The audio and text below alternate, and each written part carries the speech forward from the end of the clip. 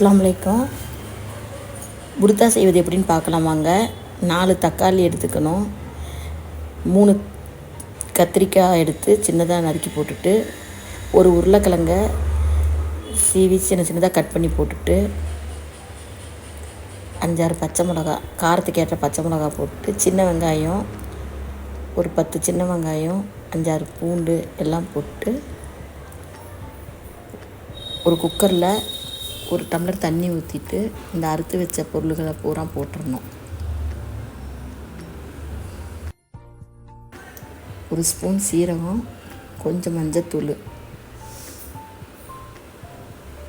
1.5 spoon பாசிப்பருப்பை கழுகிட்டு அதையும் போட்டுட்டு, தக்காளி அந்த எடுத்து வச்ச 4 தக்காளியை கட் பண்ணி போட்டுடணும்.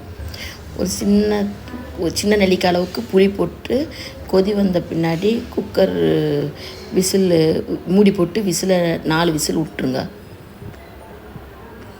திறந்து பார்த்தா நல்லா வெந்திருக்கும். அதை நல்லா தேவையான அளவு உப்பு போட்டுட்டு மத்து வச்சு நல்லா கடைஞ்சி வச்சிடணும்.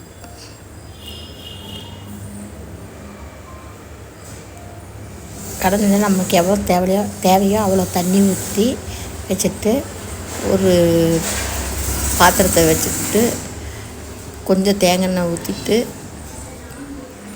எண்ணெய் சூடானோன்னையும் 1/2 ஸ்பூன் சீரகம், கொஞ்சம் கடுகு போட்டு கருவேப்பிலை போட்ட பின்னாடி சின்ன வெங்காயம் ஒரு 4 சின்ன வெங்காயத்தை அறுத்து போட்டு, 2 வரமிளகாய் பிச்சு போட்டு நல்லா தாளித்து விட்டுறணும்.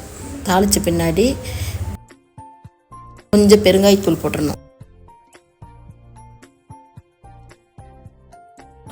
நல்லா வணங்கின பின்னாடி அந்த கடைஞ்சி வச்சதை எடுத்து ஊற்றிடணும். ஊற்றிட்டு உங்களுக்கு எவ்வளோ தேவையோ அவ்வளோ தண்ணி ஊற்றி ஒரு கொதி விட்டு கொதி வர வச்சிடணும். எனக்கு உப்பு பத்தல, உங்களுக்கு தேவையான அளவு உப்பு போட்டுக்குங்க. இறக்குற டைமில் மல்லித்தலை போட்டு 5 நிமிஷம் கழிஞ்சு திறந்து பார்த்திங்கன்னா கொதி வரும்.